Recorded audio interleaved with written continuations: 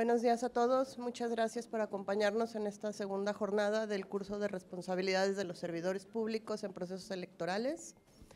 Agradecemos su presencia, su interés por un tema que resulta tan importante para nuestro día a día durante todo este año.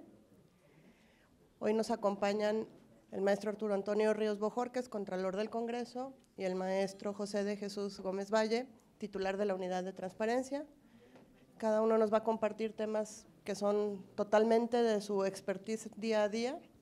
Comenzamos hoy con el maestro Arturo Ríos, que nos va a compartir sobre responsabilidades administrativas de servidores públicos. Sin más, le damos la palabra.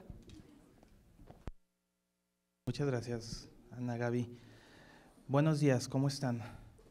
Sí, bien, qué bueno. Creo que aunque ayer ya se avanzó un poco con el tema del protocolo, nunca va a dejar de estar de más agradecerles a todos su asistencia.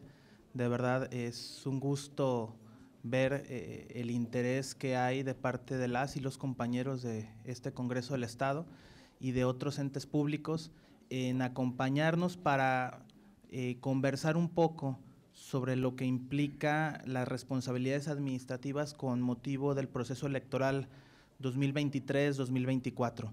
De parte del secretario general, una felicitación, un agradecimiento. De parte de la Contraloría, igualmente valoramos mucho su compromiso, sus ganas de asistir, a quienes lo hacen presencialmente y a quienes nos pueden seguir a través del canal del Congreso. Y pues en un rato más nuestro compañero Pepe nos va también seguramente a agradecer la asistencia. Quienes ya me conocen saben que luego tardo como que en que se me quite lo nervioso, siempre me genera bronca que sean varias personas las que voltean hacia uno, pero bueno, seguramente todos volteando al techo, ¿no? Seguramente con la conversación la información irá fluyendo y bueno, de antemano gracias. Y para no hacer más largo el tema, quisiera ya comenzar a abordar la presentación que nos corresponde a nosotros como órgano interno de control respecto a las responsabilidades administrativas que pueden derivar con motivo del proceso electoral. Miren, para contextualizar un poco para quienes no tuvieron la oportunidad de acompañarnos presencial o a distancia en la reunión o en las conversaciones que tuvimos el día de ayer, quisiera nada más dejar algo muy claro como antecedente y después continuar de manera breve con la plática. Primero que todo, recordemos algo que se platicó ayer. Cualquier conducta, o más bien los servidores públicos estamos obligados en nuestra actuación pública a cumplir con determinados principios, una serie de principios que rigen nuestra función frente al Estado. Y en esta lógica somos los primeros agentes obligados en dar cumplimiento o en garantizar el cumplimiento de ciertos valores que acompañan por un lado a la función electoral y que por el otro acompañan a la función pública. En un proceso electoral estos valores se complementan, coinciden, y partiendo de esto es como se derivan las obligaciones a las cuales habremos de responder. Ayer lo comentaba el fiscal especializado en materia de delitos electorales, algo muy significativo, que la obligación que tenemos los servidores públicos respecto a los procesos electorales es garantizar la imparcialidad y la neutralidad en nuestra actuación pública respecto a ese acto concreto del Estado que es una elección. Bajo esta lógica es de que entendemos que existen tres pistas sobre las cuales se desplegan nuestras responsabilidades como servidores públicos. La primera es la pista, por decirlo de alguna forma, administrativa, que tiene que ver con la autoridad electoral, que tiene sus propias reglas y sus propias sanciones. Por el otro lado está la pista en materia penal, que tiene también sus reglas específicas, fundamentalmente lo que es la Ley General de Delitos Electorales, y también juega con sus propias reglas. Y finalmente la tercera pista, es la que yo les voy a compartir un poco de información, es la pista de las responsabilidades administrativas. Entonces, estas 3 pistas están de alguna forma vinculadas por algunos valores o conceptos transversales que tienen que ver con la materia electoral. En esta lógica es que pues vamos a platicar específicamente de lo que son las responsabilidades electorales, las responsabilidades administrativas de nosotros como servidores públicos del Congreso del Estado, por lo que tiene que ver con el proceso electoral 2023-2024.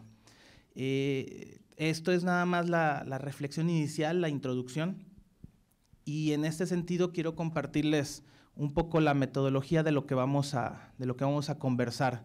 Miren, el universo de las responsabilidades administrativas es amplio, ¿sí? Es bastante amplio, implica una serie de valores, de directrices, de conductas, de reglas de integridad que se deben cumplir en el ejercicio de la función pública. El asunto es que este universo, para efectos de esta exposición, lo vamos a delimitar, lo vamos a reducir específicamente a lo que es el Congreso del Estado, quienes colaboramos en el Congreso del Estado, y lo vamos a reducir en cuanto al proceso electoral. Pueden existir más responsabilidades administrativas, pero que no están vinculadas con los procesos de los que estamos hablando en este momento. Vamos a dejar por lo pronto fuera eso, con el objetivo de pues, tratar de cumplir con los tiempos, ¿no? Sabemos que todos tienen una serie de actividades importantes que desahogar y lo que menos pretendemos es restarles tiempo útil de trabajo de manera innecesaria. Entonces, para estos efectos, nada más sí dejo claro que las responsabilidades administrativas de las cuales vamos a hablar tienen que ver con aquellas conductas que pudieran vulnerar los principios de la actuación pública en cuanto al desarrollo del proceso electoral. Si pasamos a la siguiente, disculpen, quienes ya me han visto saben que no puedo andar volteando y saco selfies. Sí, ya vi el dibujito, ok. A ver, miren, las reglas con las que jugamos los servidores públicos en nuestro actuar y con las que respondemos están previstas en ese marco jurídico que está sencillo. Al final de cuentas es la Constitución de nuestro país, la Constitución de nuestro Estado, una ley general que se enfoca al tema de las responsabilidades administrativas, una ley complementaria que es de orden local, que es la Ley de Responsabilidades Políticas y Administrativas del Estado de Jalisco, y finalmente nuestro Código de Ética del Congreso del Estado. Esas son las reglas. Fundamentalmente son estas, obviamente hay material complementario, por ejemplo, los lineamientos emitidos por el INE para garantizar la neutralidad e imparcialidad de los servidores públicos en los procesos electorales, pero fundamentalmente es esto. Ayer decía algo en su reflexión el titular de la Fiscalía especializada en delitos electorales, que decía algo que creo que es muy valioso rescatar y retomar en este momento, que es la parte del sentido común, ¿sí? Finalmente, lo que nosotros buscamos con este tipo de pláticas, con este curso, es normalizar una serie de conceptos. Fíjense, mi reloj dice que tengo frecuencia cardíaca anómala, para que vean que sigo nervioso. Disculpen. Retomando, estábamos en el tema del sentido común. Al final del camino, creo que es muy valioso que normalicemos una serie de conceptos que nos permitan tener muy claro qué es lo que sí podemos hacer, qué es lo que no podemos hacer o qué debemos de cuidar en el desempeño de nuestra actuación pública. Y las reglas fundamentales están previstas aquí. Partiendo de esto, esta plática va a ser de una manera muy sencilla, porque estamos convencidos, personalmente estoy convencido y creo que en la Contraloría tenemos mucho ese convencimiento compartido, de que la información hay que proporcionarla de manera accesible, de manera comprensible, de tal forma de que lo pueda asimilar una persona que no esté particularmente familiarizada con el vocabulario jurídico y ese es el reto de lo que vamos a tratar de hacer hoy. Yo me disculpo con los que tienen una carrera o especialidad en materia jurídica, porque voy a bajar un poco el nivel de los conceptos, los tecnicismos, porque lo que nos interesa es dejar constancia en esta conversación o en esta plática que se puede consultar en el canal del Congreso. Lo que queremos es que sea accesible y de consulta para todas aquellas personas que no están propiamente familiarizadas con la parte jurídica. Ese es el esfuerzo, lo vamos a intentar y pues bueno, ya nos dirán en los comentarios de las transmisiones si se logró o no se logró el objetivo. Retomando, estas son las reglas con las que vamos a jugar y entonces si podemos pasar a la siguiente. La primera pregunta es, pues, ¿quiénes son las personas servidoras públicas? ¿Sí? Si tuviéramos que resumirlo de alguna forma muy concreta, muy clara, es esto que están viendo aquí atrás de mí, que son las personas que desempeñan un empleo, cargo, comisión en los entes públicos, ¿sí? Y estas personas, si nosotros vamos a la Constitución de México, el 108, la Constitución de nuestro estado, si no me falla el artículo 92, tiene 2 párrafos que describen una serie de servidores públicos específicos, que son diputados, magistrados, los funcionarios propiamente hablando, pero después en la redacción viene algo muy, muy característico, que es, en general, todas aquellas personas que desempeñan un empleo, cargo, comisión en los entes públicos. Esta definición la retoma la Ley General de Responsabilidades Administrativas, artículo 3º, fracción 25, y artículo 2º de la Ley de Responsabilidades Políticas Administrativas del Estado de Jalisco. Para efectos de estas leyes en específico, de estas leyes particulares, esa es la definición de un servidor público, una persona que desempeña un empleo, cargo o comisión en un ente público específico. Y estas personas que desempeñan precisamente este empleo, cargo, comisión, son responsables por determinados actos o por determinadas omisiones en el desempeño de su función, ¿sí? Esta parte es qué hacemos o qué dejamos de hacer que puede implicar que yo deba responder ante el Estado en una vía administrativa sobre precisamente una conducta realizada o una conducta que se dejó de hacer. ¿Podemos pasar a la siguiente, por favor? Ya está el monito de colores, ok. Miren, para no hacer un tratado y no entrar en temas que pudieran restarnos tiempo y atención, fundamentalmente o de manera muy sencilla, esas son las dimensiones en las que quienes realizamos una actividad de servicio público, nos entendemos como servidores públicos, son las dimensiones en las cuales respondemos por nuestro actuar. Existe una dimensión política, una dimensión penal, una dimensión civil y una dimensión administrativa. Cada una de estas dimensiones se juega con unas reglas muy específicas, se tramitan los procesos ante autoridades muy concretas y de esta manera entendemos hasta este momento que pues los servidores públicos por lo menos habremos de responder en 4 canchas por lo que hacemos o dejamos de hacer. Para efectos de esta plática que tenemos, para efectos de los fines que persigue este curso, nos centraremos únicamente en la dimensión de la responsabilidad administrativa, ¿sí? Y entonces, aquí viene lo interesante. Salud. Ya quiso jalar. Ok. Lo interesante o la materia de esta conversación, que es pues las responsabilidades administrativas. ¿Cuáles responsabilidades administrativas? Pues aquellas que tienen que ver específicamente con lo que es el proceso electoral. Pasamos a la que sigue, por favor.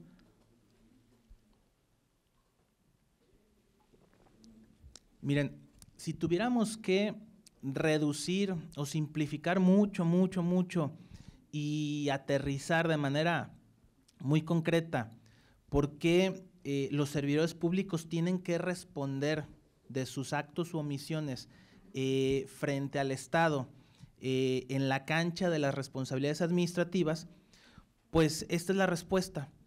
Tienen que responder o tenemos que responder por actos u omisiones en el ejercicio de nuestro encargo que afecten ciertos principios.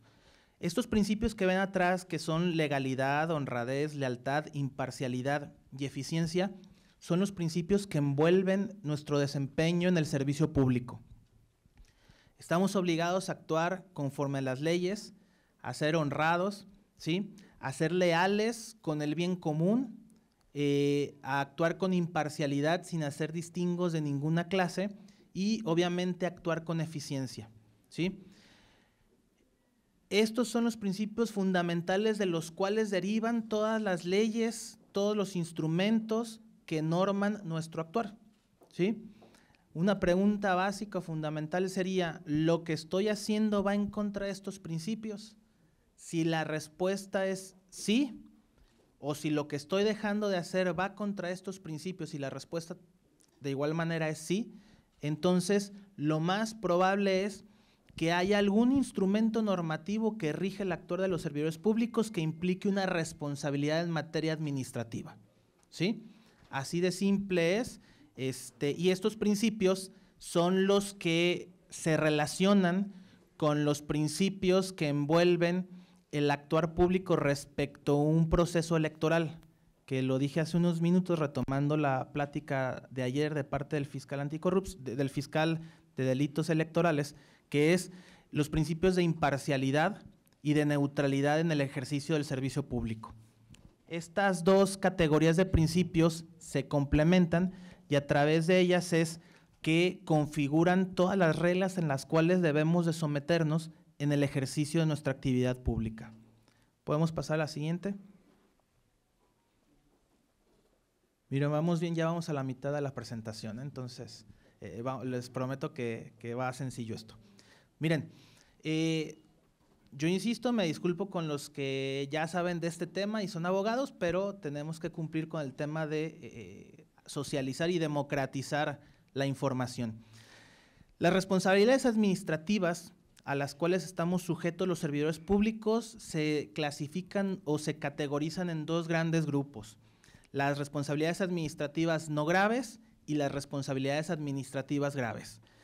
Las responsabilidades administrativas no graves tienen reglas muy específicas con el objeto de tramitarse y de aplicarse.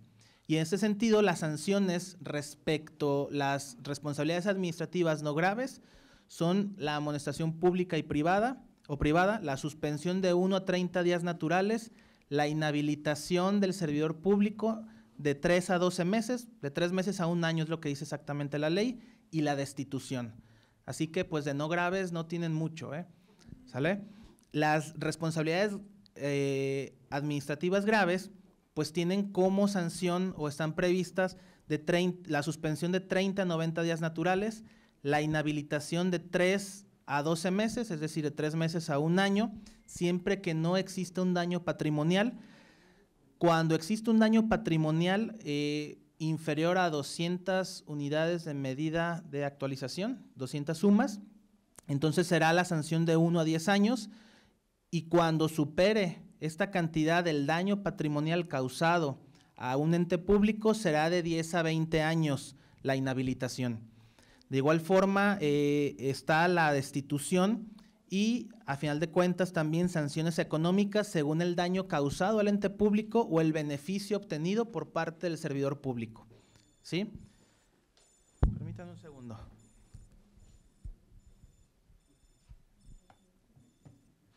No se me quita lo nervioso, ¿qué le vamos a hacer? A ver, ya está. Ahora sí dejará de sonar. Bueno, continuamos con esto.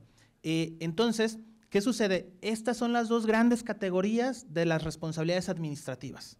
Si con algo tuviéramos que quedarnos de esta conversación, esta es una de las primeras ideas. Hay dos tipos de responsabilidades. Las no graves son las que propiamente resolvemos quienes estamos al frente de un órgano interno de control. Las responsabilidades graves se tramitan ante un órgano interno de control como regla general, pero son resueltas por, en nuestro caso, el Tribunal de Justicia Administrativa, ¿sí? Bueno, ahora, miren, ya estamos en la siguiente, faltas graves, ¿me ayudan? Sí, ya dice faltas graves atrás, ¿verdad? Bueno, miren, la Ley General de Responsabilidades Administrativas prevé todo el catálogo de las faltas graves y no graves. De igual forma prevé el catálogo de sus sanciones. Sin embargo, como lo dije al principio, lo dije hace rato y lo seguiré diciendo a lo largo de esta plática, al final del camino estas faltas de las que vamos a platicar tienen que ver con aquello que está encaminado al proceso electoral que puede implicar su vulneración, una responsabilidad administrativa por parte de los servidores públicos. Y entonces, dentro de todo este catálogo de supuestos que prevé la Ley General de Responsabilidades Administrativas, desde la óptica nuestra de órgano interno de control, aquellas conductas que están relacionadas con una posible vulneración a los principios de neutralidad y el principio de imparcialidad dentro de un proceso electoral, precisamente son estas faltas que están señaladas atrás de mí, que es por un lado el cohecho, el peculado, el desvío de recursos públicos, la utilización indebida de información y el abuso de funciones. ¿Qué sucede? Estas faltas específicamente, ustedes ven que entre paréntesis hay un como subtítulo que es beneficios de terceros. Fundamentalmente estas faltas, para explicarlo de una manera sencilla, estas faltas implican que nuestra conducta como servidores públicos está orientada al beneficio de un tercero. Y si este beneficio lo entendemos dentro de una dinámica de proceso electoral, entonces pudiéramos complementar la reflexión señalando que estas faltas graves tienen como eje central el castigo al desvío de la función pública en beneficio de un tercero para que saque un provecho con motivo de un proceso electoral. ¿Sí queda un poco comprendido? Los veo, no sé, 2 bostezos más y hacemos sentadillas, perfecto, ya, gracias a quienes se rieron de compromiso. Bueno, seguimos, ¿sí? Ahora ya es un poco más sincera. Bueno, miren, básicamente, si tenemos que hacer una descripción, tengo aquí los artículos, ustedes los pueden checar en la Ley General de Responsabilidades Administrativas, entre el artículo 51 y el 60 más o menos. No quisiera que esta plática fuera para venir a leer artículos, ya de eso tuvimos suficiente en la escuela, ¿no? Quienes fuimos a la Facultad de Derecho, pero si pudiéramos reflexionar un poco, por ejemplo, con el tema del cohecho, implica que quien incurre en esta conducta es un servidor público que exige, acepte, obtenga o pretenda obtener, o a través de terceros, con motivo de sus funciones, un beneficio no comprendido para sí o para terceros. Entonces, ¿cuál sería el beneficio obtenido en un proceso electoral? ¿Sí? Bueno, pues exigir que suceda cierta cosa con motivo de nuestras funciones que implique que algún candidato, que algún partido se beneficie de nuestro actuar, porque estamos orientando nuestra conducta hacia ese puerto. De igual forma sucede con el peculado. La definición es, comete peculado el servidor público que autorice, solicite o realice actos para el uso o apropiación para sí o para terceros de recursos públicos, materiales, humanos o financieros sin fundamento jurídico. Un caso muy sencillo, lo decía ayer el fiscal especializado en delitos electorales, pues mi candidato no tiene hojas para mandar cartas a las casas y a las militancias, ¿no? Pues me voy a volar un paquete de hojas para que pues a final de cuentas pueda cumplir con ello. De igual forma, el desvío de recursos públicos va en este sentido, es encaminar los bienes que están sujetos al cuidado del servidor público, de igual forma, con el objeto de beneficiar a terceros. Si se fijan, todo va en una misma lógica, la utilización indebida de información está en la misma dinámica, ¿sí? Es emplear información privilegiada con la que puede contar un ente público con el objeto de darle un uso en beneficio de un tercero para garantizar o cumplir pues, un objetivo de orden político electoral. Sucede lo mismo con el abuso de funciones, es aquel que se vale de las funciones para inducir actos u omisiones arbitrarias en beneficio de un tercero. Por eso es de que si tuviéramos que concentrar o considerar faltas graves, supuestos de faltas graves muy específicas, desde nuestro punto de vista muy particular es precisamente estas faltas. A final de cuentas es desviar la función pública desde la parte material, desde la parte personal, desde la parte de información, en beneficio de terceros, que permita pues cumplir con algún objetivo electoral. No me quiero detener mucho en esta porque lo que me interesa mucho para efectos de lo que podemos platicar, que es un poco más con nuestro día a día, precisamente son las responsabilidades administrativas no graves. Pasamos a la siguiente, por favor. Ya está la manita con el signo, ¿verdad? ¿Sí? Ya vamos a la siguiente. Ya. Excelente. Perdón, me pone nervioso, pero ya no me lo dice el reloj. Miren, hasta este momento de la plática, si se fijan, lo que buscamos es simplificar conceptos.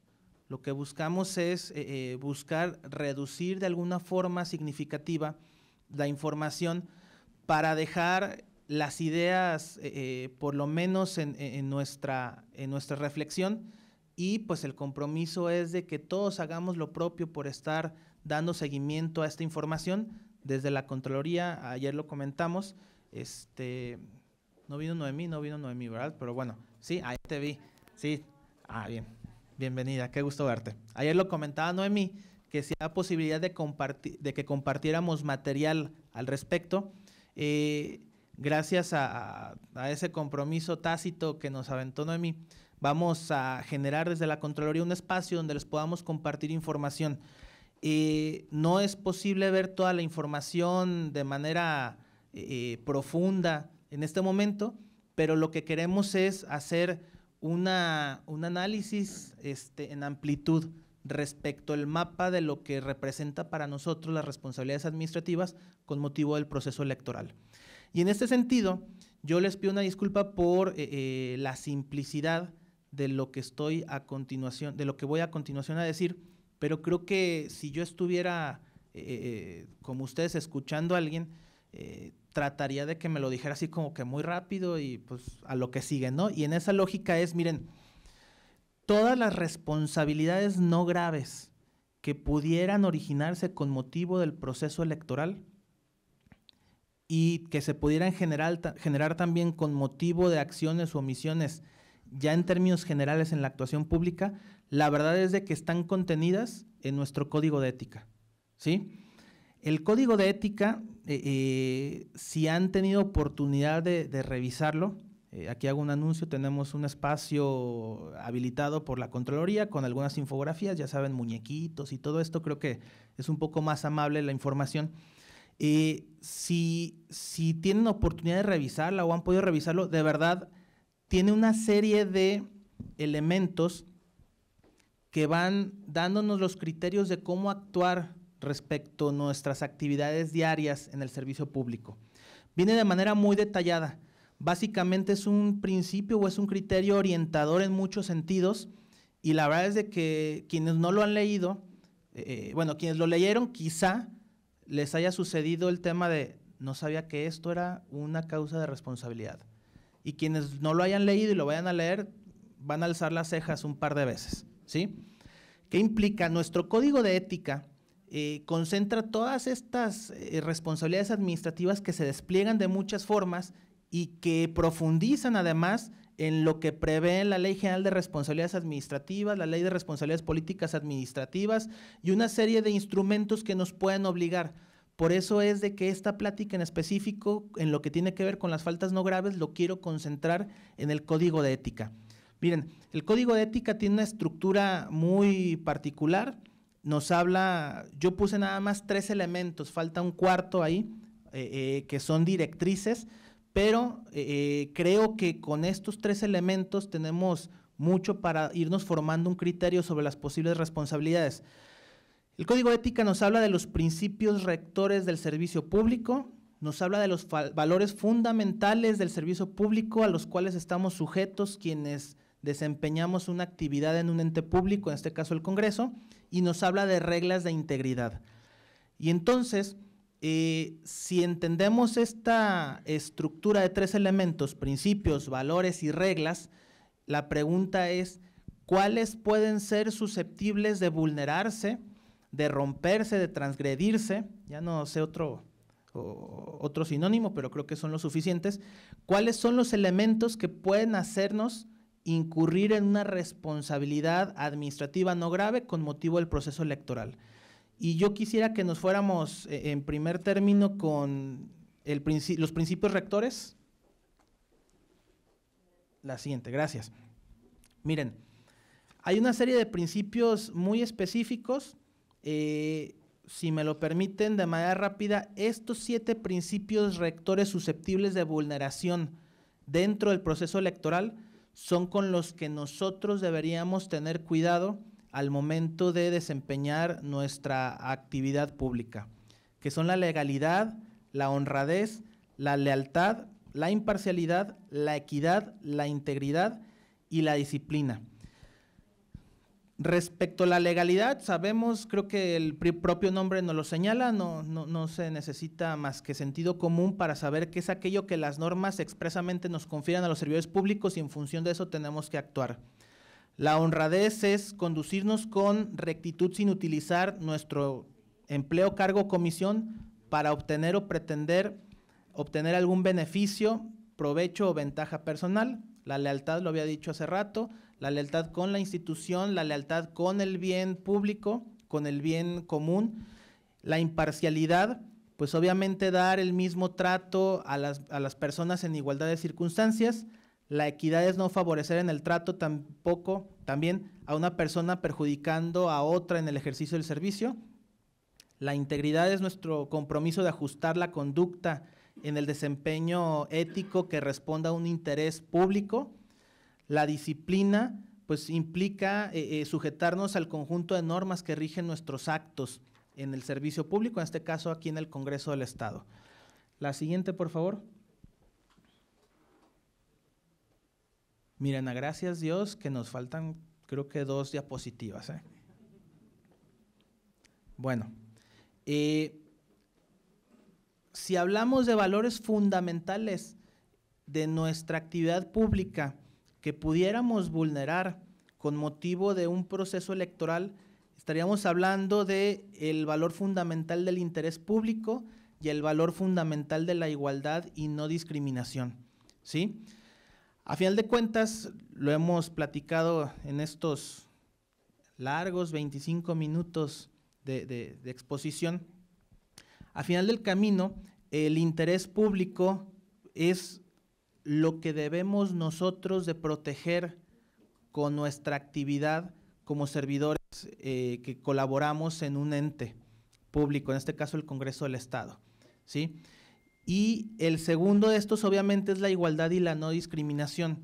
Al respecto sabemos que hay una serie de normas específicas que garantizan el cumplimiento de este valor fundamental y a través del cual se despliegan una serie de obligaciones que tenemos las y los servidores públicos para garantizar, encaminado al proceso electoral, que no se violenten los principios de neutralidad y de imparcialidad. Y fundamentalmente un tema muy específico que es abstenernos de cometer cualquier conducta que pudiera entenderse como un acto de violencia política por razón de género, ¿sí? Me asusta un poco que no veo reacciones, pero bueno, espero que vayamos bien. Y tercero, que esta es la fundamental, reglas de integridad susceptibles de vulneración. Sí estamos viendo las manitas ahí tomadas, ¿verdad? Miren, en este me quiero detener un poco más. Nuestro código de ética enumera, voy a hacer un paréntesis rápido, decía un maestro, si no me pelaron mucho en los últimos minutos, les sugeriría que me pelen en este y que se queden con esta parte. Esta sería la segunda parte con la que yo les sugeriría que se queden. Miren, nuestro código de ética enumera 12 reglas de integridad muy específicas que de verdad, si nosotros las tuviéramos impresas o a la mano, en casos de duda respecto a nuestra actuación pública, podrían darnos criterios muy orientadores para qué hacer en momentos o circunstancias muy específicas. Casi señalar esta frase: en caso de duda, recurrir a las reglas de integridad del código de ética, ¿sí?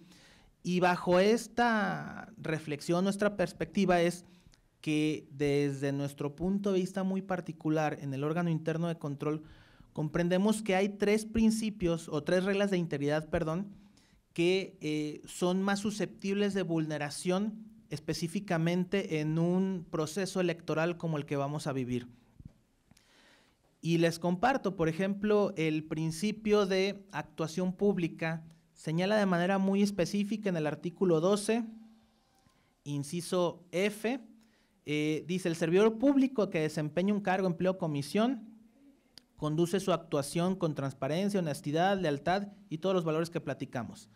Segundo párrafo: vulneran esta regla de actuación pública, inciso F, hacer proselitismo en su jornada laboral u orientar su desempeño laboral hacia preferencias político-electorales. Creo que es la regla de integridad que nos señala de manera más clara nuestra obligación respecto a la actuación pública dentro de un proceso electoral. Ayer platicábamos un poco de algunos elementos previstos por los lineamientos emitidos por el INE para garantizar la imparcialidad y para garantizar la neutralidad por parte de los servidores públicos en un proceso electoral. Y en esta lógica es que a reserva de parecer muy estrictos, había 2 casos que yo comentaba, quienes ayer nos acompañaron, había 2 casos que yo comentaba con la persona que nos acompañó, con la maestra Catalina del Instituto Electoral. Miren, estos lineamientos establecen que un servidor público, según creo que el artículo 33 o 37, un servidor público que su cuenta personal de redes pierde un poco este carácter de personal cuando a través de esa cuenta, ¿sí?, sube información del ente público en el que labora y después sube información solicitando el voto para X o Y candidato. Yo le sugeriría de corazón que le diéramos juntos una leída, bueno, ahorita no, ¿verdad? Que flojera, no se vayan a dormir, no hay café, creo, pero que le diéramos una leída a esos lineamientos, porque en realidad tienen criterios muy orientadores también sobre qué implica hacer proselitismo en la jornada laboral, ¿sí?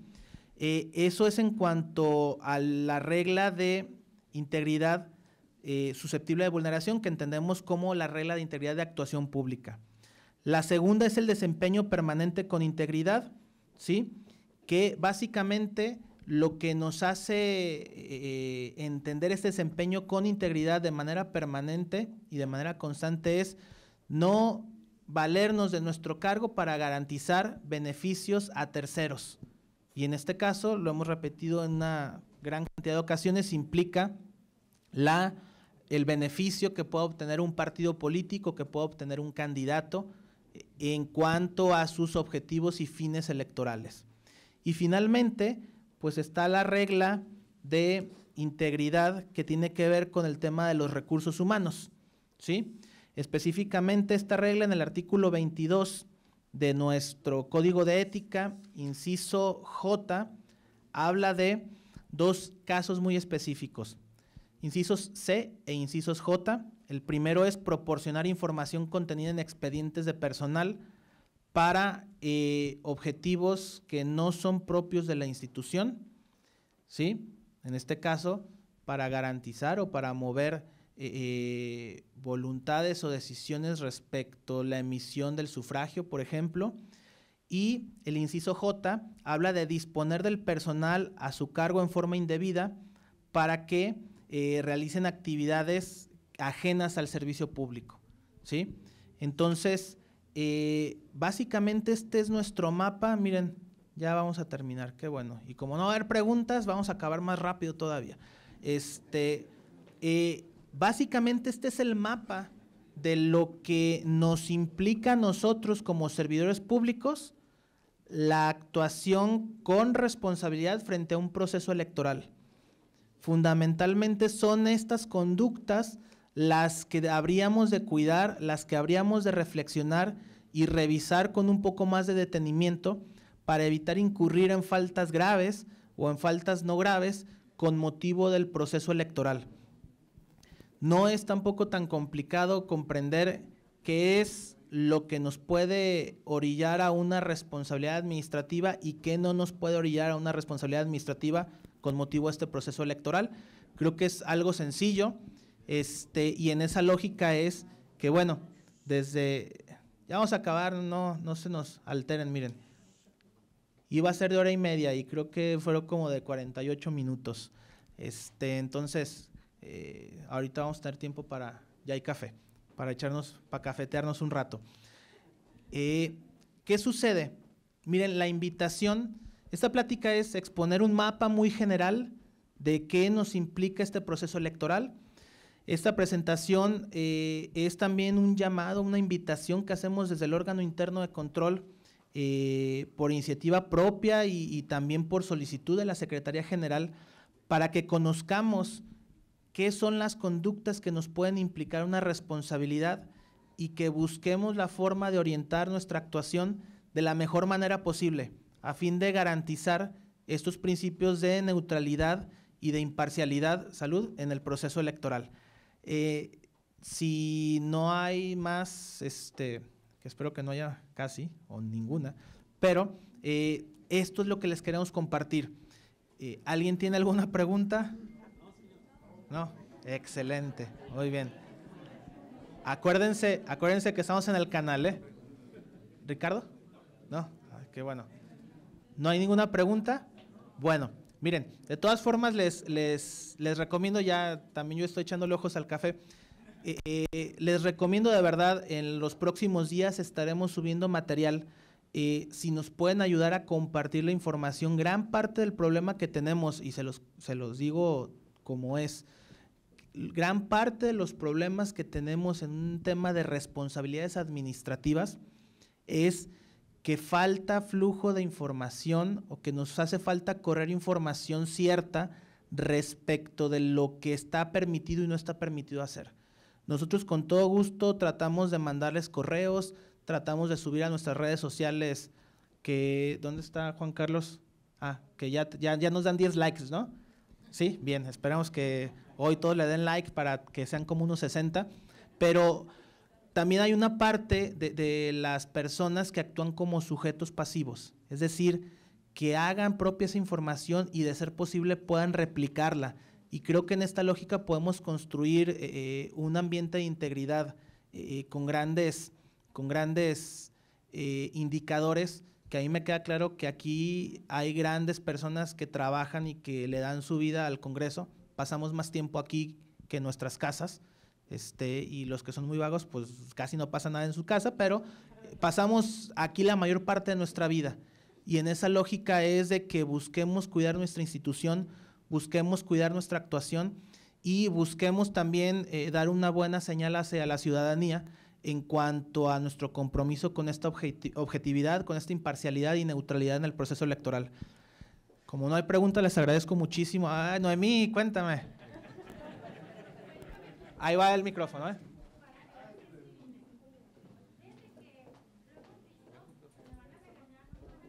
Ahí va el micrófono. De hecho, me van a regañar los diputados. Pero ya ves, siempre he sido irreverente. La verdad es que todos sabemos aquí que los colores de los diferentes partidos llegan a ser una parte importante para distinguirse. Y la pregunta sería, ¿qué tanto la Contraloría va a tomar en consideración? Si es que en un momento dado algún compañero es señalado o hasta un diputado es señalado por portar un color en donde sí esté, la verdad, buscando el voto. Y voy a ser específica solamente en el ejemplo. Por ejemplo, ¿qué tal si yo me pongo unos tenis bien fosfo.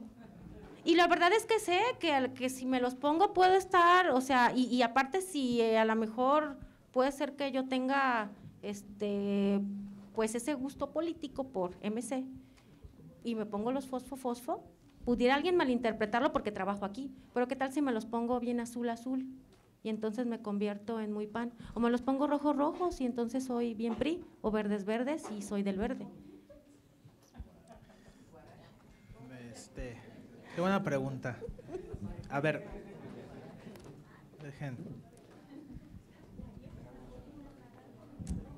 Ya, la vida me está cobrando la pregunta que le hice ayer a la maestra Catalina de parte del IEPC, ¿verdad?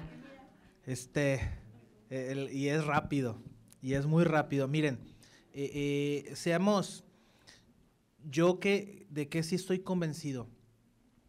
Primero, y ayer lo mencionaban de parte del IEPC y de la propia Fiscalía, lo primero es sí reconocer que estamos desempeñando nuestra actividad en un ente que es particularmente político, que representa posturas políticas muy concretas, ¿sí? Que representa intereses específicos, hablando en términos de teoría política, y bajo esta lógica es de comprender qué puede ser ya, realmente ya lo decían también del IEPC, un llamado al voto, ¿sí?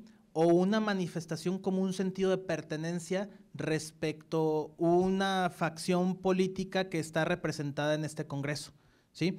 De hecho lo platicaban incluso algunos compañeros, a ver, yo también participé siendo asesor, que me urge volver a hacerlo, lo extraño, pero, a ver, hay asesores, y no me dejarán mentir, traen la camisa traen la camisa bien puesta, ¿no? Y eso implica grupo parlamentario del partido que gustemos, ¿no? Y eso es un distintivo, obviamente decía el fiscal, pues discreto, ¿no? Pero eso no deja de ser un distintivo respecto el espacio político en el cual desempeñas tu función en razón del grupo al cual estás atendiendo en términos laborales, ¿no? Creo que sí hay que comprender la realidad muy particular del Congreso en esa parte, y obviamente cada caso es tan particularizado que obviamente tiene que ver con la atención del mismo. En el caso de los tenis, lo digo así muy concretamente, pues creo que la circunstancia cambia cuando pues vas con tus tenis encandilando a la gente, ¿sí? Y es lo único que haces a que si estás diciendo, mira, es que me los traje para que votes, te espero a votar. No sé si me voy a entender. Creo que las circunstancias que envuelven al momento particular sí serán muy claros y muy específicos para poder hacer la apreciación si existe o no existe una responsabilidad administrativa o algún elemento que pueda vulnerar estas reglas de integridad, estos principios y estos valores a los cuales estamos sujetos en el proceso electoral, ¿sí? Entonces, en conclusión, ya saben que luego no lo quiero soltar y Pepe también tiene que darnos información todavía más importante. Al final de cuentas, lo que puedo decir es, estamos en un ente político como tal, que tiene una naturaleza muy específica, una dinámica muy particular, y bajo eso es considerar los casos muy específicos de cada momento y de cada señalamiento para poder ponderar si se está cometiendo una infracción o se está violentando los principios de neutralidad y objetividad, ¿no? ¿Sí? Perfecto. Sí, claro. Aprovechando nada más por lo específico de la pregunta que nos hizo nuestra compañera Noemí, ya hay resolutivos y sentencias de la Sala Superior del Tribunal Electoral que determina que los colores no son privativos de una fuerza política en específico, ¿no? Ahí entraría ya la parte que también comentó Arturo de con qué intención se hace. Ayer nos lo dijeron también en algunas ocasiones que se determinara la especificidad de la acción o la intencionalidad o qué tanto alcance tuvo. Por la parte de los colores creo que eso ya está resuelto desde hace algún tiempo, en que no hay exclusividad de ningún tipo para generarle o asumirle, adscribirle algún color de una prenda de vestir a una fuerza política en específico. Nada más eso quería comentar. Excelente, muchísimas gracias por la apreciación. ¿Alguien más que nos quiera hacer tomar agua del susto? ¿No? Bueno, ya saben que así soy, discúlpenme. Quiero agradecerles muchísimo su atención, su resistencia al sueño y comentarles ya para cerrar que pues en la Contraloría saben que estamos a sus órdenes, de verdad, cualquier duda que puedan tener, con todo el gusto del mundo podemos platicarla para buscar pues garantizar este actuar imparcial y neutral dentro del proceso electoral. Les agradecemos muchísimo y si les parece tomamos un receso de algunos minutos para platicar y preparar la siguiente exposición. Muchísimas gracias y que tengan muy buen día.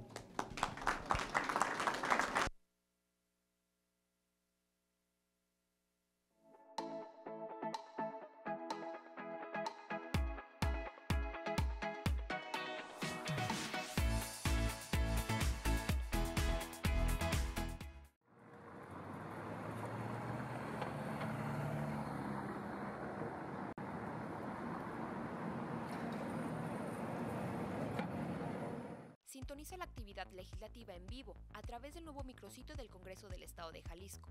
Accede a la sección del canal Parlamento y visualiza sesiones de pleno, comisiones y toda la biblioteca audiovisual del Congreso de Jalisco. Ingresa a congresoweb.congresojal.gov.mx/congreso-abierto/. Conoce, interactúa y participa en el micrositio del Congreso del Estado de Jalisco. Es para ti.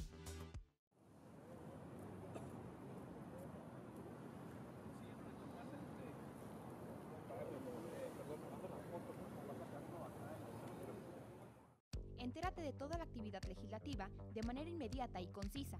Recibe nuestros avisos de transmisión y sigue en tiempo real la programación de Canal Parlamento. Síguenos en nuestro Twitter, @CongresoJalTV. Canal Parlamento, la Cámara de la Gente.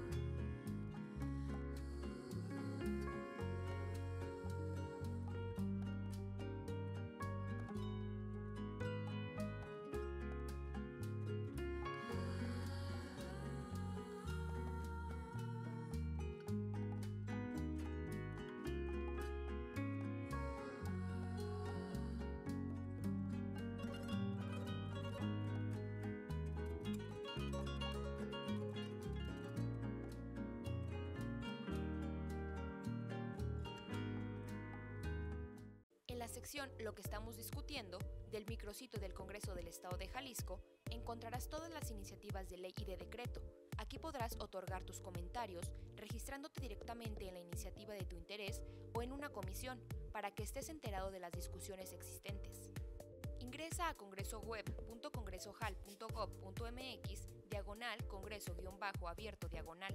Conoce, interactúa y participa en el micrositio del Congreso del Estado de Jalisco. Es para ti.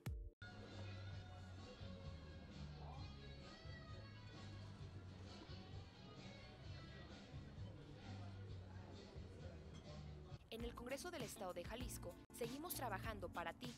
Ahora dentro del micrositio Congreso Jalisco Abierto, contarás con un apartado de datos abiertos con información legislativa o administrativa de tu Congreso.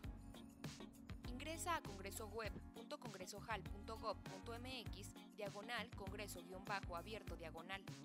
Conoce, interactúa y participa en el micrositio del Congreso del Estado de Jalisco. Es para ti.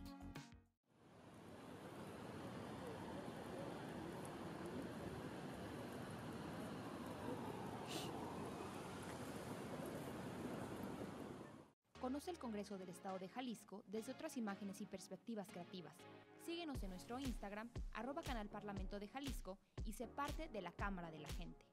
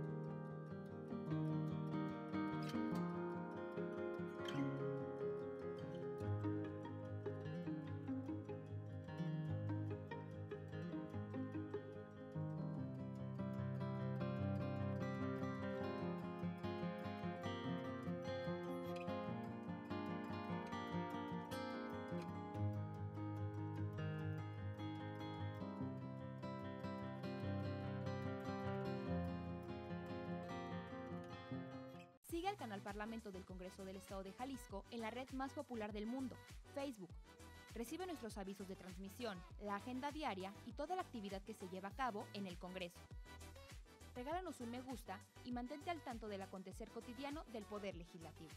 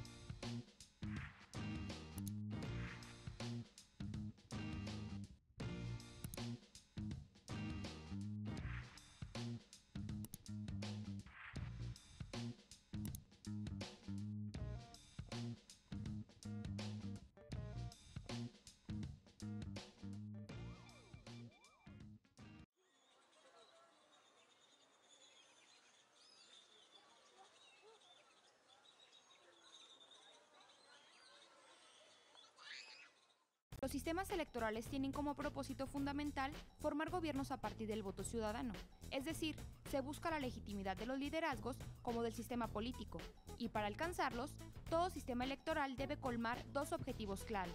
1. Establecer una proporcionalidad lo más exacta posible entre votos y representación política. 2. Constituir mayorías claras y consistentes que garanticen la gobernabilidad. En el Congreso del Estado de Jalisco, el ejercicio de las funciones de las diputadas y los diputados se instaura a lo largo de un periodo constitucional cuya duración es de 3 años. Pero, ¿de qué manera se eligen a nuestros representantes legislativos? Para esto existen dos vertientes, una denominada elección popular y la otra llamada elección plurinominal.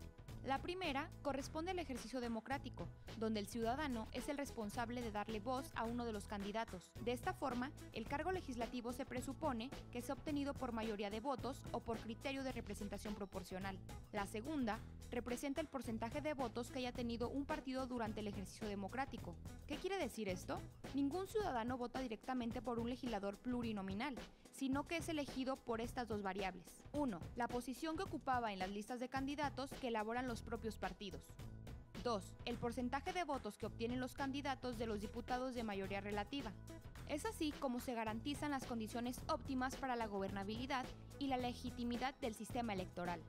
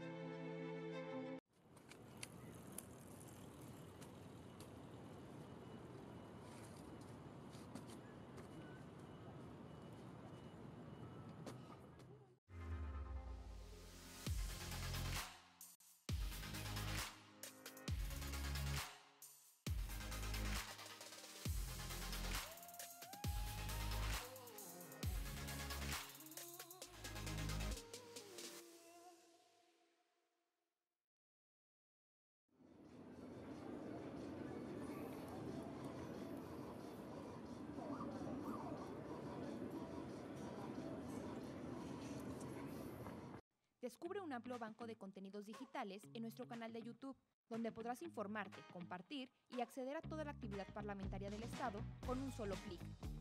Suscríbete, encuéntranos como Canal Parlamento de Jalisco. Somos la Cámara de la Gente.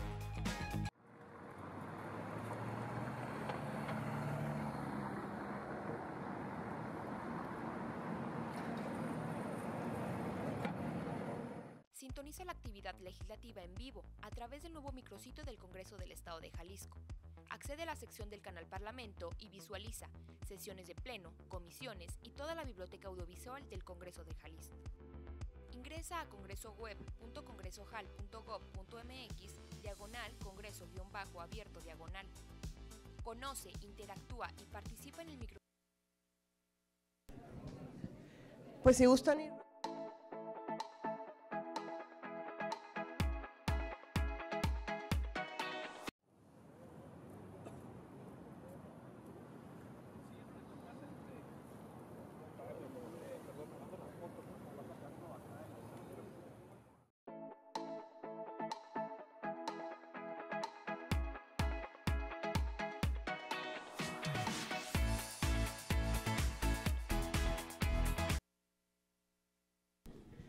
Pues muchas gracias por continuar aquí después de este receso para reponer un poco de fuerzas. Ahora, sin más, cedemos la palabra al maestro José de Jesús Gómez Valle, titular de la Unidad de Transparencia, que nos va a ilustrar sobre la protección de datos en periodos electorales. Voy a permitirme dar esta charla aquí de pie. Preparé una presentación muy breve, porque creo que, digamos, la parte medular de este curso y de esta capacitación ha tenido sus bases principales en lo que vimos el día de ayer con la directora jurídica del Instituto Electoral, con el fiscal especializado, y lo que nuestro contralor hace un momento expuso. Y la realidad es que las leyes y la normatividad en nuestro país y por ende en el Estado es muy compleja. Yo les voy a hablar el día de hoy acerca de la protección de datos personales exclusivamente o de manera más particular en lo que trata o en lo que se refiere a los procesos electorales, como el que tenemos ya en marcha. La semana pasada nos visitó el director de protección de datos personales del órgano garante del ITEI y platicó aquí con los enlaces de transparencia de algunas unidades administrativas y de las coordinaciones. Él nos dio una exposición muy amplia acerca de responsabilidades, formas de proteger los datos, etcétera. Yo me voy a abocar, esa presentación la tenemos ya también, se las voy a compartir. Y yo me voy a abocar únicamente el día de hoy a reforzar un poco algo que ya se ha dicho sobre las características propias del Congreso del Estado, que es una institución eminentemente política y que en los procesos electorales, pues lo que está en juego es precisamente la renovación de los poderes públicos y por consiguiente, pues estamos un día sí y el otro también, en medio de estrategias, en medio de contiendas de corte político. Lo que me interesa platicarles el día de hoy son algunas recomendaciones que vienen precisamente desde el Instituto Nacional de Acceso a la Información del INAI en lo referente a la protección de datos. Para nadie es un secreto que durante procesos electorales pues se asiste a mítines, se asisten a algún tipo de eventos o algún tipo de actividades que tengan que ver o en las que se nos soliciten ciertos datos personales. Eso es por un lado. Y por el otro, todos los que estamos aquí ejercemos derechos, tenemos derechos político-electorales, pero también tenemos otro tipo de derechos y uno de los cuales es muy importante, es el de la protección de datos personales. Le damos a la siguiente, por favor.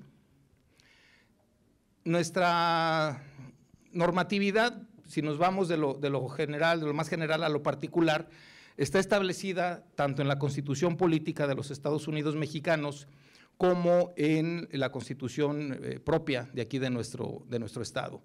Pero como la inclusión o el hecho de que estén estipulados estos derechos en una Constitución, pues los hacen de una manera bastante general, a veces enunciativa, y por lo tanto es necesario reforzar esto. En la Constitución política de los Estados Unidos mexicanos, tanto el artículo 16 como los artículos 7 y 9 de la Constitución local, marcan precisamente o establecen ese derecho que tenemos como ciudadanos, el derecho que tenemos como personas, para no entrar en esa categoría de ciudadanos, porque también aquí intervienen menores de edad. Ahí se establecen que todos tenemos el derecho a que nuestros datos sean protegidos. Pero como les decía, no basta con que esté establecida en la Constitución, sino que se deben aterrizar un poco más en legislaciones ordinarias, que son las que vamos a ver en la siguiente lámina, por favor.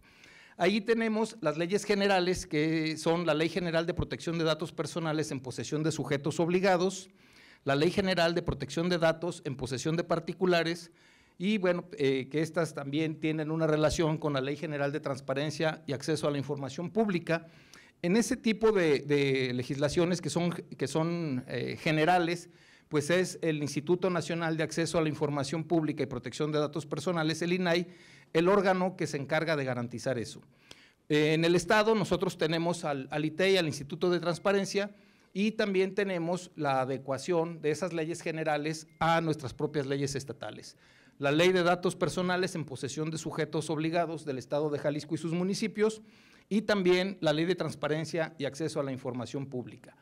Ahora, ¿qué es de lo que les voy a hablar? Es precisamente de qué se tratan estos datos personales. Le damos a la siguiente, por favor. Los datos personales, ya ustedes lo saben, quienes han tenido algún tipo de relación o algún tipo de responsabilidad como enlaces de transparencia, saben bien que los datos personales son cualquier dato, cualquier información que nos hace identificables como personas físicas, y también consideramos que las personas podemos ser identificables cuando nuestra identidad se puede determinar de manera indirecta o de manera directa a partir de cualquier tipo de información. Además, hay otro tipo de datos que son los datos sensibles, que en términos muy generales, le damos a la siguiente, por favor, sin limitarlos, sino nada más enunciar de alguna manera, son aquellos datos que de alguna forma pueden propiciar algún tipo de discriminación o algún riesgo grave para las personas que somos titulares de derechos. ¿Cuáles son estos datos sensibles, datos personales sensibles? Nuestro origen étnico o racial, nuestro estado de salud, la información genética, la afiliación político-partidista, las creencias religiosas o filosóficas, nuestras opiniones políticas y nuestra preferencia electoral. Todos estos son datos que como ciudadanos, como personas, tenemos el derecho a que nos lo protejan, pero por otro lado también como servidores públicos que en algún momento dado solicitamos información de este tipo, tenemos la obligación y tenemos limitaciones para acceder a ella, pero sobre todo tenemos esa obligación de protegerla, y la protección se hace a partir de diferentes medidas. Siguiente, por favor. Bien, tenemos nuestra Ley de Datos Personales en posesión de sujetos obligados. ¿Cuáles son las principales medidas? En esta ley, en su artículo 2, nos dice para qué sirve o para qué nos sirve esta ley, que se trata ahí de establecer procedimientos, bases para proteger los derechos personales, garantiza que los principios que deben cumplirse se cumplan precisamente. Nos garantizan también que podamos ejercer en algún momento el derecho a que se nos protejan esos datos. Hay mecanismos para garantizar su cumplimiento, y bueno, esto lo tenemos nosotros en la ley, lo conocemos. No me voy a poner aquí a leer toda la lámina, pero es importante que sepan que en esa ley, en el artículo 2, nos explica todo lo que debemos saber respecto a estos datos. Le damos la siguiente, por favor. Bien, ahora, ¿por qué la importancia de proteger este tipo de derechos? En primer lugar, porque son un derecho humano, afectan nuestra esfera más íntima, es decir, aquello que solamente nos concierne a nosotros. Tenemos derecho a limitar el acceso a los demás a que lo conozcan, tenemos un derecho a nuestra intimidad y es importante proteger estos datos porque se pueden hacer mal uso de ellos, se pueden vulnerar, nos pueden suplantar la identidad y bueno, pues el uso de estos datos y sobre todo su tratamiento implica una serie de riesgos que es necesario tener en cuenta. Cuando yo les hablo de datos personales en procesos electorales, ¿qué creen ustedes que implica o qué tipo de datos son los que están aquí inmersos? Para nadie es un secreto, les decía, que durante estos procesos o nos invitan a algún tipo de manifestación, algún tipo de acto, nos hacen un levantamiento para conocer preferencias electorales, nos hacen sondeos de opinión y en todo eso, casi en todas esas actividades hay un manejo de datos. Esto es importante que lo sepamos, uno, para que protejamos ese derecho que tenemos y otro, si nosotros vamos a hacer uso de los datos de otras personas, sepamos cuáles son nuestras responsabilidades, pero sobre todo sepamos de qué manera debemos cuidar y debemos proteger que no haya una difusión de estos datos o principalmente que se haga un mal uso de ellos. Avanzamos, por favor.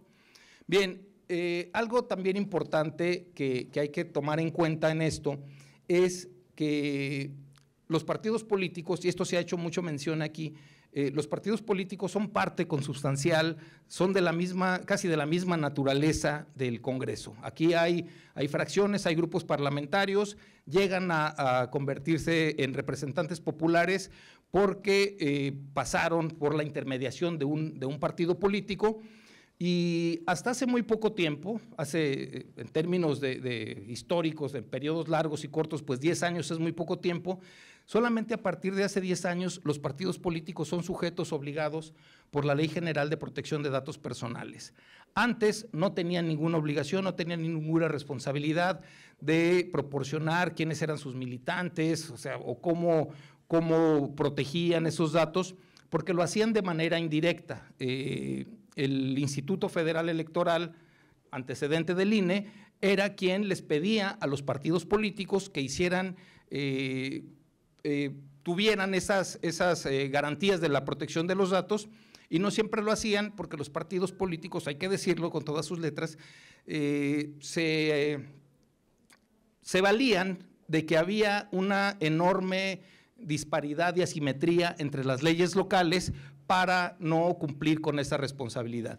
A partir del 2014, cuando se hace una reforma político-electoral en muchos sentidos, pues una de ellas fue que a los partidos políticos los empiezan a señalar y los establecen como sujetos obligados para la protección de datos personales. Bueno, les decía yo que en todos los procesos y en casi todas las actividades de los procesos electorales hay un flujo constante y permanente de datos personales. Y esto es bien importante saberlo porque si lo desconocemos o si no le damos la validez o la importancia necesaria, pues entonces podríamos estar incurriendo en un uso indebido o, por el otro lado, también hay que asumirnos como personas, estaríamos en riesgo de que esos datos que nosotros proporcionamos de manera voluntaria o a veces involuntaria estén en peligro. Todos los partidos políticos, todos los equipos de campaña, todas las personas que tienen una candidatura recaban información de sus simpatizantes, de sus seguidores o incluso hasta de sus adversarios y contendientes políticos. Entonces, solicitar ese tipo de datos implica una responsabilidad. Ya nos decían ayer cuáles pueden ser tipificados como delitos, también ya nuestro compañero Arturo nos decía cuáles son aquellas responsabilidades administrativas que se pueden caer en algún tipo de mal uso del cargo, de la función pública, del servicio público, y por eso es importante que conozcamos esto. ¿Cuáles son esos datos que se recaban? Bueno, se ha hecho muy común o es muy usual que nosotros tengamos como medida de identificación nuestra credencial para votar con fotografía. Esa credencial para votar con fotografía tiene un cúmulo de datos personales muy importantes que es necesario tener siempre presente para objeto de salvaguardar esa información. Esta credencial para votar, estos modelos genéricos de credencial para votar, sabemos que en la realidad tienen una serie de datos personales. Algunos datos nosotros los proporcionamos directamente al Instituto Nacional Electoral porque queremos inscribirnos en el padrón, estar en la lista nominal, queremos tener una credencial para poder ejercer nuestro derecho. Y hay otros datos que el mismo Instituto Nacional Electoral, en función de sus atribuciones, genera datos que también están ahí contenidos. La siguiente, por favor. Estos datos los proporcionamos nosotros para realizar ese trámite del que ya les hablaba, y en ejercicio de sus atribuciones, el INE pone otros datos ahí. ¿Le avanzamos, por favor? Bien, todos los datos que se contienen en una credencial para votar necesitan tener un tratamiento, necesitan tener una protección y por lo tanto esta misma protección va a generar responsabilidades para que la protección se lleve a cabo de la mejor manera. Si se usa de manera ilegal o inadecuada, los datos que están ahí contenidos, pues puede tener consecuencias muy negativas tanto para el titular, es decir, para la persona que es poseedora de esos que es la que tiene la titularidad de esos datos, o también para las personas que los solicitan o que los resguardan. ¿Cuáles son las consecuencias negativas que podemos tener como personas cuando nuestros datos son mal utilizados? Bueno, una de ellas es que usurpen nuestra identidad y que se haga mal uso de la misma, ¿no? Que se generen una serie de créditos o cualquier otro tipo de situación que nos afecta. Pero también hay una serie de responsabilidades administrativas para aquellas personas servidoras públicas que tienen a su cargo el resguardo de esos datos. ¿Le avanzamos, por favor?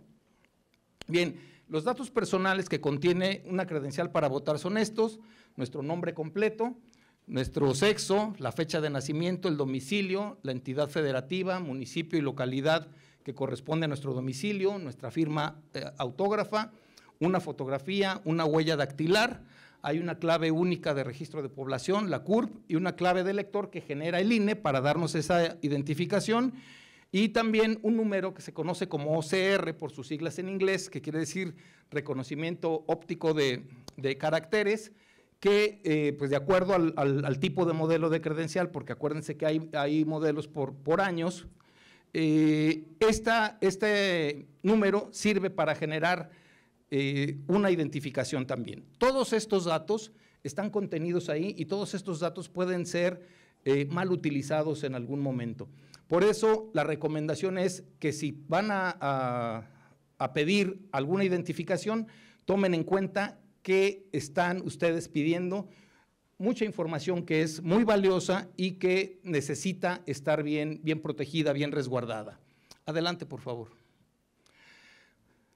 Como sabemos que estos datos están ahí y que en muchas ocasiones circulan de manera muy difusa, el Instituto Nacional de Acceso a la Información ha emitido una serie de recomendaciones que vamos a tener ahí. En primer lugar, si no es necesario que pidan esa identificación, no lo hagan. Eviten pedir la credencial si no la necesitan. Porque al hecho en el momento, de estarla pidiendo, eso les está implicando a ustedes, si ustedes la están recabando, una responsabilidad. Ahora, si es necesario para un acceso, para una identificación, para una comprobación de datos, etcétera, si es necesario, si la tienen que pedir, pero primero hagan esa valoración. ¿Es necesario que la pidan? Si no es necesario, no la pidan. Ahora, si es necesario, pídanla, pero no se queden con una fotocopia, porque ahí ya también están almacenando esos datos y tienen que tener ciertas medidas precautorias. Si la tienen que fotocopiar o reproducir, entonces sí tienen que resguardarla con ciertas medidas de seguridad, con la confidencialidad adecuada, y una vez que pase el proceso para el cual fue solicitada, si ya no son necesarios esos datos o la acumulación de esas copias, pues es necesario que se supriman esos datos personales. Hay una serie de lineamientos para suprimir datos cuando son de manera física, como son pues la trituración, la incineración, o si son en medios magnéticos digitales, pues se deben borrar. Es importante que en todas estas situaciones, como servidores públicos que van a solicitar algún tipo de información, midan el riesgo. Entre más datos ustedes recaben, más responsabilidades y más obligaciones tienen que cumplir. Por eso es muy importante que tengan esas medidas. Este documento que tenemos aquí con las recomendaciones del INE, también se los vamos a hacer llegar al órgano interno de control, porque nos comentaba Arturo que iban a hacer una especie de repositorio documental con toda la información que ha surgido aquí, para efecto de que ustedes puedan consultarlo. ¿Avanzamos, por favor? Bien. Todas las personas que acuden a un meeting, que van a una reunión proselitista, partidista o a cualquier actividad, por lo general siempre se les piden datos. Hay que saber con qué finalidad se están solicitando. Tienen las personas que lo solicitan la obligación de decir con qué finalidad se está pidiendo, cuál es el uso que se les va a dar, cómo se van a proteger y también de qué manera van a ser tratados. Todo esto, siempre que se recabe algún tipo de dato personal, es necesario que se cuente con un aviso de privacidad. Hay modelos, hay formatos para hacer estos avisos de privacidad que pueden ser simples, pueden ser extensos o pueden ser, se me fue ahorita la otra palabra, pero son 3 tipos de datos. Les vamos a compartir esa información también. Adelante, por favor. Bien. Ahora vienen una serie de recomendaciones prácticas producto de la experiencia que se ha acumulado y de las evidencias que hay publicadas acerca de el uso de cierta información y de ciertos datos. Siempre es importante en todo momento, pero más por lo que les decía, en estos tiempos de contienda y en estos tiempos de contrastes y de contrastes de proyectos políticos, es importante que nosotros asumamos que es de vital trascendencia el cuidar y tener mucha responsabilidad en el uso de los datos. Siempre es complejo tratar datos, es muy complejo asumir esos cuidados, pero en tiempos electorales esta complejidad se potencializa. Porque, repito, porque hay disputas, porque estamos en un espacio eminentemente político y no lo podemos negar. Entonces, siempre es importante que tengamos muy en cuenta que al momento de recolectar información y datos, tengamos los cuidados necesarios, porque todo esto está reglamentado, todo esto está regulado y puede haber alguien que se queje o alguien que denuncie que estamos haciendo mal uso de esa información, mal uso de esos datos, y entonces vienen una serie de sanciones que van desde la amonestación pública hasta penas corporales e incluso sumas muy considerables de dinero. Adelante, por favor.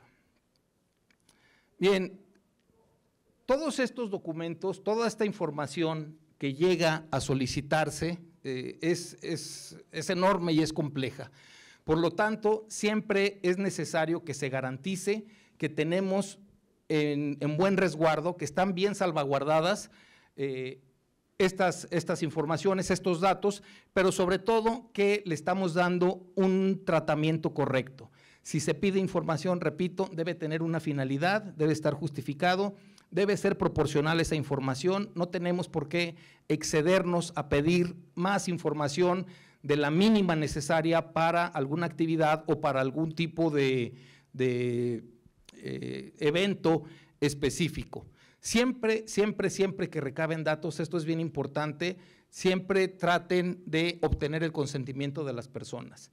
No pueden hacerlo de manera engañosa, tiene que quedar específicamente claro que las personas dieron ese consentimiento para proporcionarnos sus datos.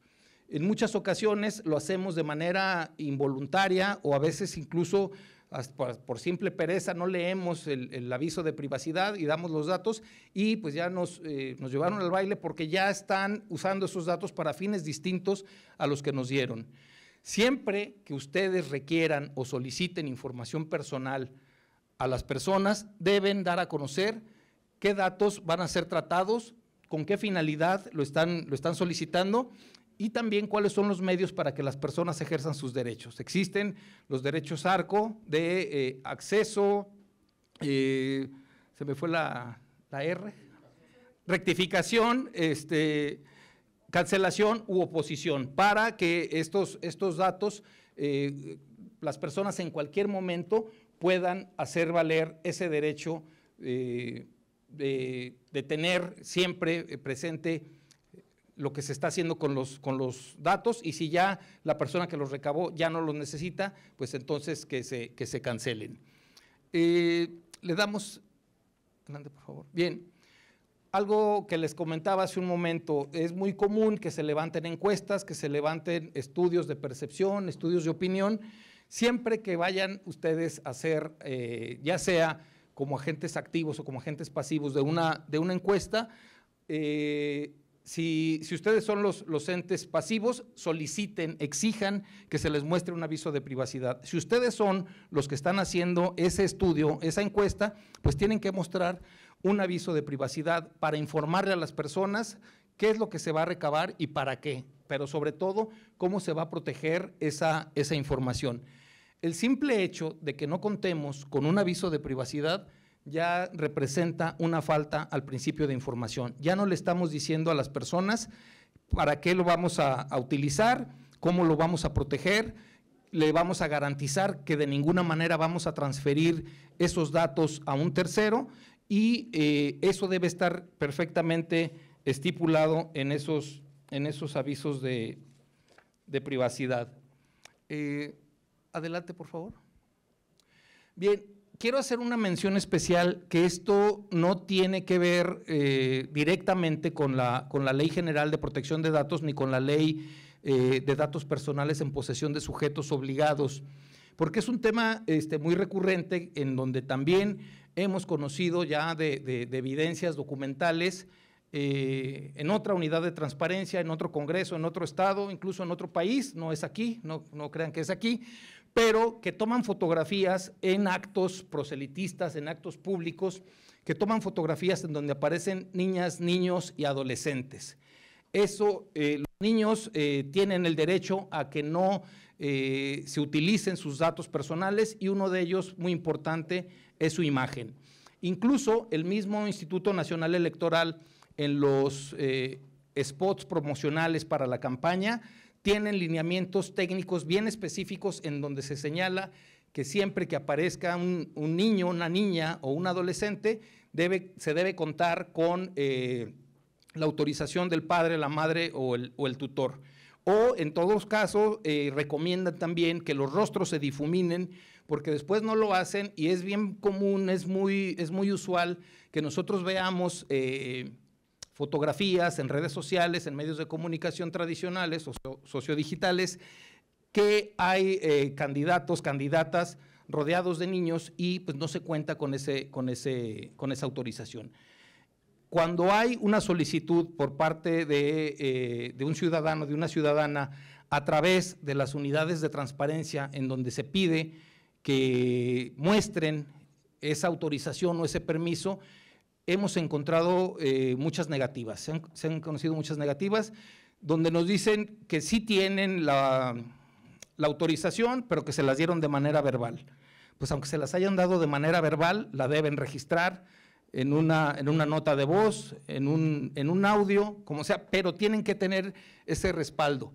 Todos los niños, niñas y adolescentes en nuestro país tienen derecho a la intimidad personal y familiar y sobre todo a la protección de sus datos personales. Y su imagen es un dato personal importante y tiene que estar por ahí protegido. Ningún niño, ninguna niña, ningún adolescente puede ser objeto de injerencias arbitrarias o ilegales en su vida privada, su familia, su domicilio o su correspondencia. Y además, algo bien importante, no pueden ser objeto de divulgaciones o difusiones ilícitas de información de datos personales. Y eso es bien recurrente. Hemos conocido varias respuestas tratando de eludir esta responsabilidad y, bueno, por donde quiera que le vean, ya sea por la ley de datos personales o por la ley que protege a las niñas, niños y adolescentes, ellos están protegidos. No hay forma de que se pueda evadir esa acción, no hay forma de que se evada esa responsabilidad cuando se tiene ese caso. Eviten en la medida que en los actos públicos se tomen estas fotografías y sobre todo, si se toman, pues no las difundan. Hay mecanismos para difuminar, repito, los rostros, se les puede pegar ahí un sticker o algo así para que no se vea, o también hay formas de tomar que el ángulo de la fotografía sea mostrando las espaldas de los niños, niñas y adolescentes, porque eso es bien común que suceda y el hecho de que sea tan común no se le ha dado la importancia de vida y eso también puede ser motivo de algún tipo de responsabilidad o algún tipo de sanción. Nos argumentan que sí tienen el permiso, pero ese permiso siempre debe estar por escrito. Incluso el mismo órgano electoral nacional tiene formatos para los proveedores de medios audiovisuales, tienen formatos donde vienen acompañados los datos del padre, la madre o el tutor de los menores y en caso de que no se tenga, no es aprobado ese material para ser publicado. Pero eso es para lo que se va a transmitir en radio y televisión. En redes sociodigitales, todos los que tenemos acceso a una red, o los que tenemos un dispositivo, nos convertimos en editores inmediatos de cualquier tipo de información. Y a veces tenemos ese descuido de subir fotografías sin el consentimiento de las personas y eso es muy grave. Esto de los niñas, niños y adolescentes lo tenemos en los artículos del 76 al 78, si no me falla la memoria, de esa ley, de la Ley General de Protección a las Infancias, se llama Ley de Protección a los Niños, Niñas y Adolescentes. Y es bien importante que conozcamos todos estos datos. Estoy siendo deliberadamente concreto porque creo que el grueso de esta capacitación estuvo en las 3 personas que me antecedieron ya en el uso de la voz. No sé si tengan alguna duda o alguna pregunta al respecto. Sí.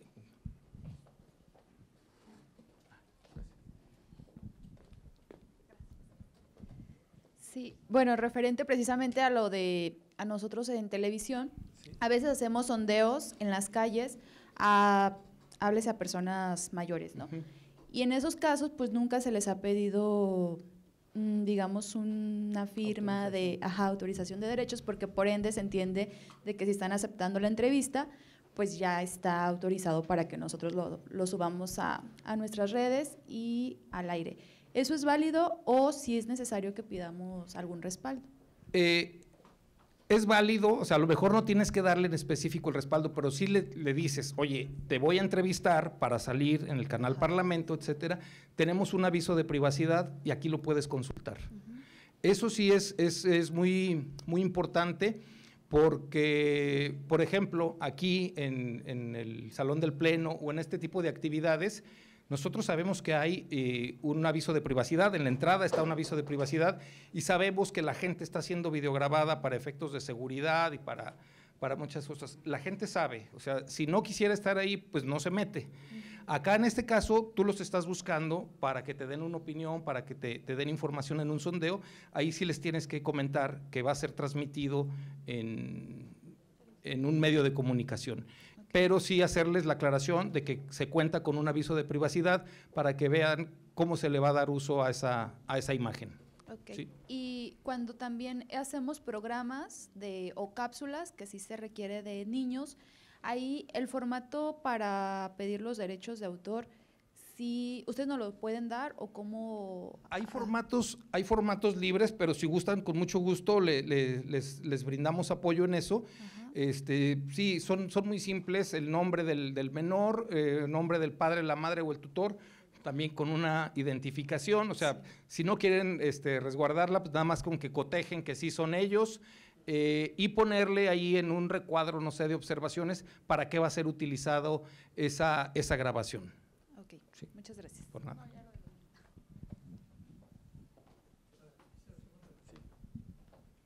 Por allá hay otra pregunta.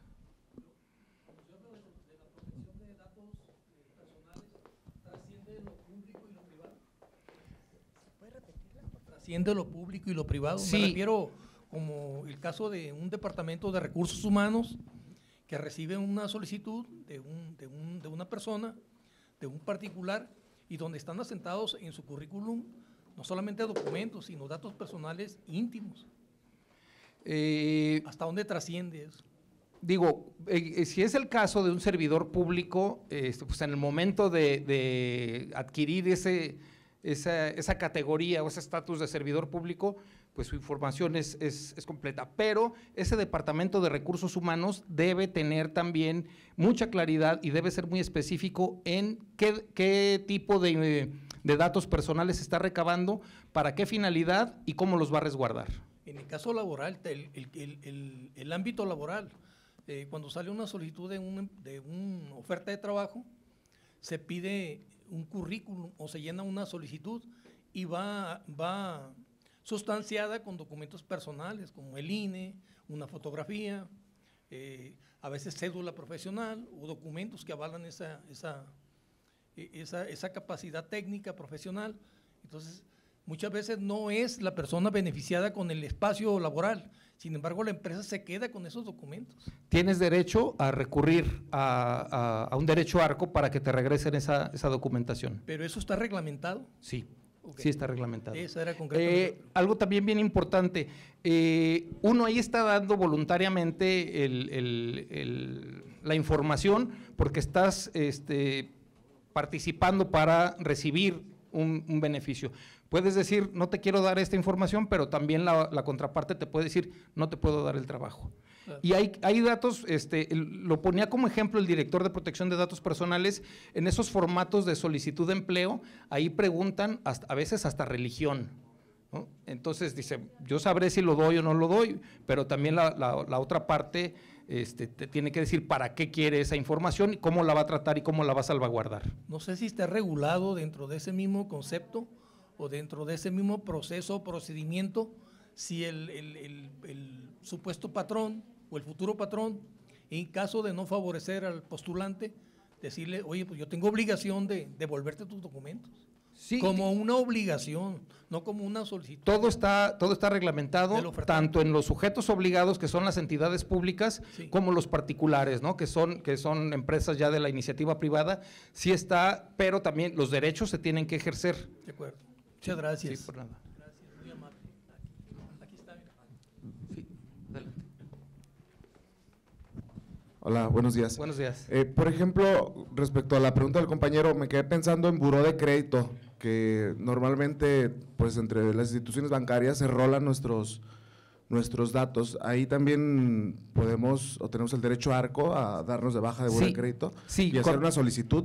Cuando son entidades privadas lo tienes que hacer ante el INAI y créanme que sí ha habido multas millonarias. Hubo una multa a un banco por millones de pesos por eso, porque han transferido ese tipo de información sin el consentimiento del titular. Sí hay formas, o sea, hay recursos para que como ciudadanos podamos ejercer ese tipo de derechos. Con mucho gusto, cuando quieran, casos así bien específicos particulares, dense una vuelta ahí en la unidad de transparencia y ahí podemos apoyarlos en eso. Sí, sí, adelante. Ya. Los compañeros, que a lo mejor realmente no era tanto la obligación que tenemos como servidores públicos de resguardar los datos personales, sino también de cuando cualquier ciudadano ante cualquier otra empresa presenta obviamente una solicitud de trabajo acompañada de documentos personales, y lo que usted manifestaba en relación a que si bien existe la ley de protección de datos personales ante sujetos obligados, también lo existe en la a particulares. Privada. Sí, así es. No sé si tengan alguna otra duda o otra pregunta. ¿Le avanzamos, por favor? Bien, de lo que les hablaba, de esta Ley General de Derechos de Niñas y Adolescentes, establece ahí de manera muy clara, aquí están, sí son los artículos 76 al 78, de que es una violación a la intimidad de las niñas, niños o adolescentes cualquier manejo directo de su imagen, nombre, datos personales o referencias que permitan su identificación en los medios de comunicación, ya sean convencionales o sociodigitales. Si se difunden este tipo de imágenes, deberán siempre, ojo, recabar el consentimiento por escrito o cualquier otro medio de su madre o padre o de quienes ejerzan la tutela o la patria potestad. Esto sí es bien importante, porque sí nos pueden decir, no, yo sí tengo el consentimiento, o es mi vecina o es mi comadre y no creo que tenga problema. No, ahí está, se antepone un bien superior que es el derecho a la niñez, y ahí sí debe estar siempre por escrito que se dio esa autorización. O si dice, no, pues me la dio por teléfono, no, pues tienes que tener un respaldo, porque si se te pide ese consentimiento y no lo tienes y tú hiciste una difusión, estás haciendo una difusión indebida y estás conculcando el derecho de un menor. Adelante, por favor. Bien, pues aquí están las fuentes y referencias de donde se recuperó la información que les he proporcionado aquí. Si tienen preguntas, dudas o comentarios, si las quieren hacer ahorita, pues creo que tenemos todavía un espacio de tiempo para tratar de responderlas, y si no, pues mis compañeras que están por aquí y un servidor, estamos a sus órdenes ahí en el primer piso del edificio Juárez. Carlos.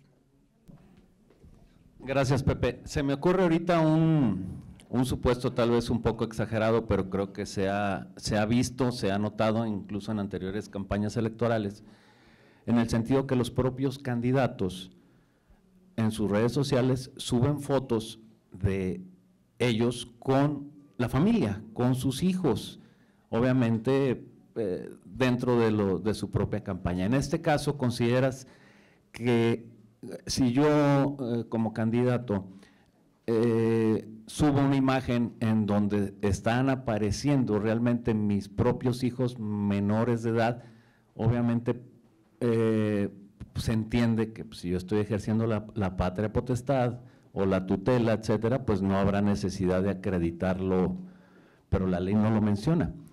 Bueno, pero sí hay algo relativo a eso.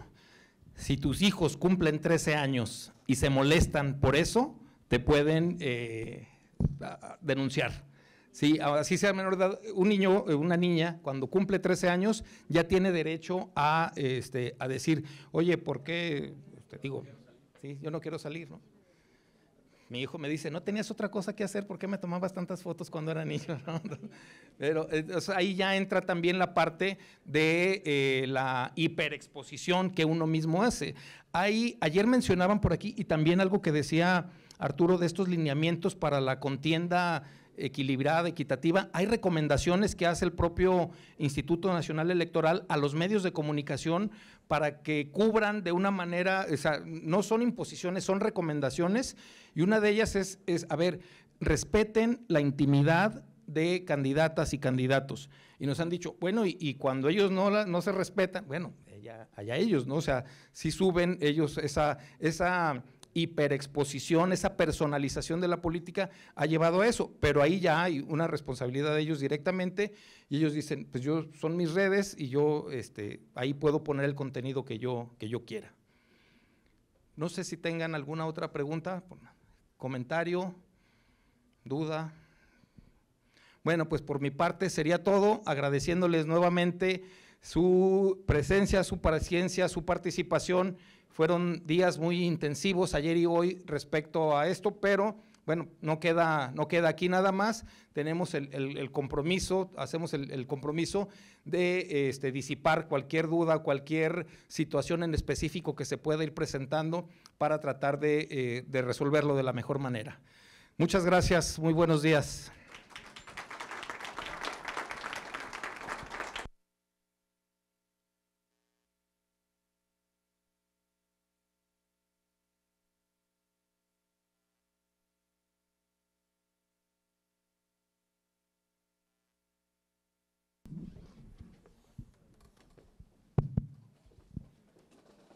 Hola. Pues bueno, sin más por esta ocasión y una vez que han transcurrido las dos pláticas agendadas por el día de hoy, queremos agradecerles su participación y damos por concluido este evento de capacitación en materia de responsabilidades de servidores públicos con motivo del proceso electoral. Les agradecemos mucho su asistencia y estaremos por ahí remitiendo los respectivos reconocimientos para acreditar su asistencia. Muchísimas gracias de verdad por su compromiso y que tengan muy buen día. Hasta luego.